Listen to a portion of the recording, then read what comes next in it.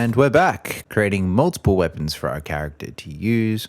The next step in this process is going to be another blueprint communication method called interfaces. Now, interfaces is a little more broad than casting, a little less specific. An interface communicating with another blueprint is something that can be sent out with no errors. You'll notice that we don't have any errors, and errors are often something you'd come across in Unreal. If we had a cast that wasn't working, we would get an error. So an interface is a way to put out a command, see if that interface is applicable without an error coming back. So to get started, we're going to create a new folder by right-clicking on the content folder, go to new folder. We're going to call this folder interfaces because there's going to be two interfaces that we're going to create today. In the interface folder, we're going to right-click and go over to blueprints. And here you'll see a blueprint interface. We're going to define these with I. I will stand for interface _ health. So this interface is going to communicate with blueprints when it's time to subtract their health. So with the interface created, double click on it. And over here, you'll see a function name on the top right. It's asking you to name this function because an interface is going to require a function to communicate. We're going to call this affect health. And then we're going to compile and save. And that's pretty much all we need to do inside the actual interface. Once we've done that, we're going to go over to our blueprint folder, over in core, and open up our base character. To add an interface to a class, all we need to do is click on the class settings up here next to class defaults. And then where it says interfaces, we'll just click this drop down here and we'll look for our interface. There's I _ health. So there we go. With this interface implemented, we can now call an event inside of this blueprint class every time this interface is called. And now our function to actually take away health that's built into the base character is of the same name, which is going to give us an error. So come down to our function here, hit F2, and we're going to call this calculate health because this function isn't affecting the health. It's not giving us the damage value. It's just helping us calculate the damage value against the health value, thus a calculation, and also figuring out if we're dead as well.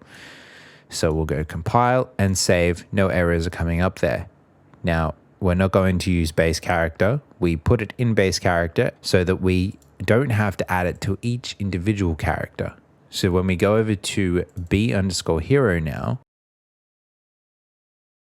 and you'll see here, because I've changed the name of that function inside of calculate health, we've got an error. So we'll just get rid of that.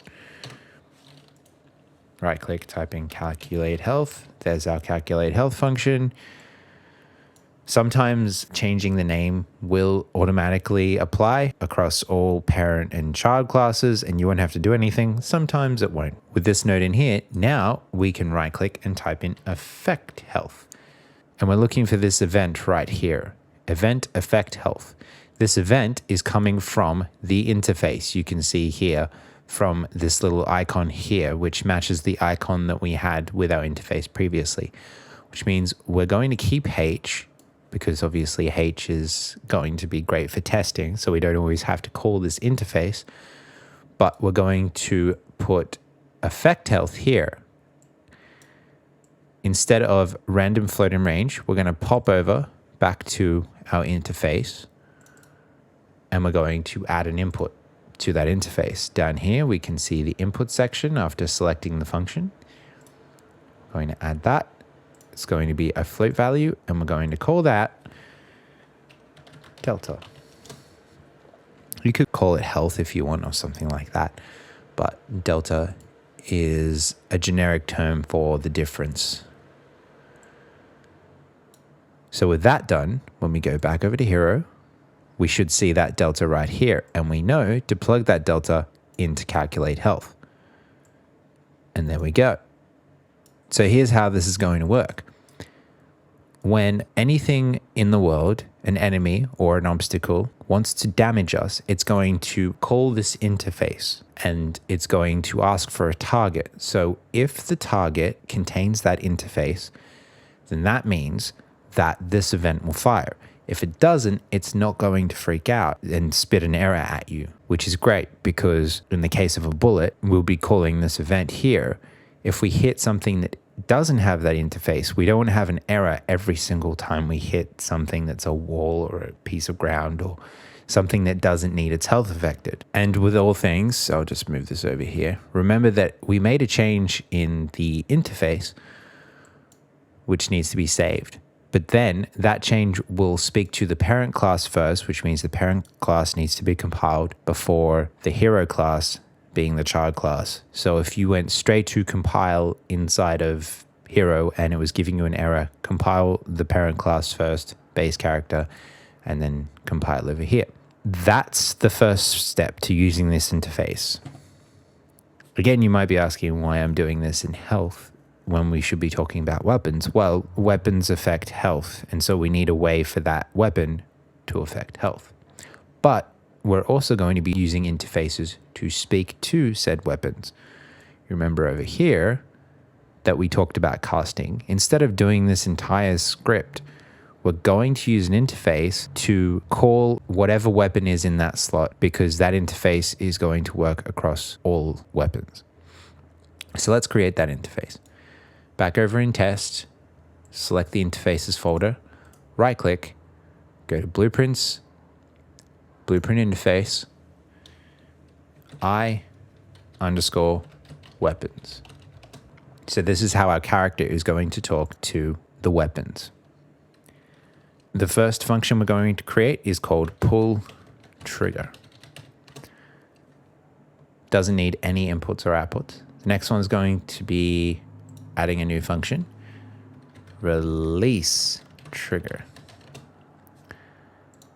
Next up, let's do iron sights on, then iron sights off, and a final event called reload weapon. These are the 5 interactions that our character could potentially have with a weapon. All of our weapons will have a trigger that can be pulled and released. All of them will have iron sights, even if it's just a small zoom, and all of them should be able to be reloaded. But if we had a weapon that, say, didn't have a reload function, and we called an interface, then the game's not going to freak out going, hey, I'm meant to be speaking to a reload function, but I don't have that. Compile and save. Let's go back over to test, blueprint folders, weapons, and select our weapon base. Up to class settings, over to interfaces, I_weapons, there it is. Now, just because we need to affect health via an interface doesn't mean that both sides need to have that interface. The only class that needs the interface is the class that's going to be directly affected by said interface. Or another way of putting that is the class that needs to call that event. So because we don't need to affect the health of the weapon, we don't need that interface. But because we need to affect the health of the hero, we'll need that interface so we can get that event. Compile, and you can see here that we have a name clash here. So we're going to go back over to weapons. We'll rename this to just reload. Compile, save, back to weapon base, compile. And now the function names change, that's weird. Weapon. That might be a bug. So you can't have a function inside of your class that has the same name as your interface, which you wouldn't want anyway, because that might confuse you or someone else designing in your game. So once that's done and you have a separate name for your function, then compile and save. The first thing we're going to do with this new interface is call it. Back over in our hero character, let's look at our fire function. So now we don't need to cast to speak to whatever child actor is here. All we have to do is put out the interface call. So get rid of the fire weapon function and the weapon base. right click in the event graph. You don't have to drag off child actor, and type in pull trigger. We want pull trigger message, which is going to send a message to the interface. And as I mentioned before, there's our target. So with that plugged in, we can now do the same for the rest. Get rid of this casting. Reload message. Plugged into that target. Here's our pre-setup down here. Iron sights on message. Which is great, which means when we pull the trigger, we'll fire that instance. Here we have our released tab as well, which we can now put release trigger in. So type in release trigger, get that message, and drag that over there. Now we'll have a responsive weapon that knows when the trigger's pulled and when it's not. And the same for our iron sights. Right click, iron sights off. Message. And don't forget to attach your target reference there as well. Compile, save, and there we go. Switching weapons is going to be handled inside of the character. So we don't need to do anything for that. And there we go. Now we have an interface talking to our weapon. What happens on the other side? Well, let's go and take care of that now. The firing function itself will be the same. However, how each weapon fires, how every weapon takes care of a bullet, will be slightly different. That's where this change will come in. We're going to start with the assault rifle, seeing as we already have that equipped. Now we're in here. Let's right click and type in pull trigger. And now we have access to that event. Let's also get release trigger. We're not going to use release trigger just now, but we will eventually. We'll get reload.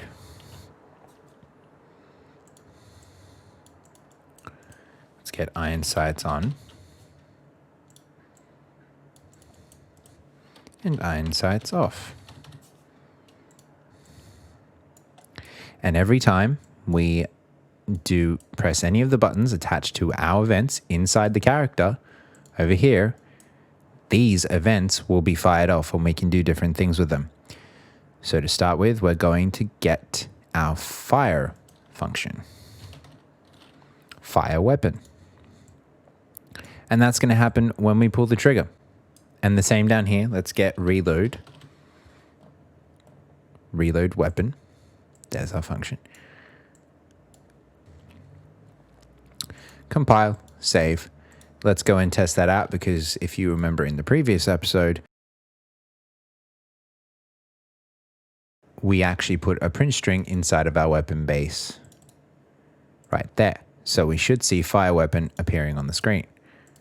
There it is, fire weapon. And then if I press reload, then we're reloading. And that's basically how interfaces work and how we're going to be using them.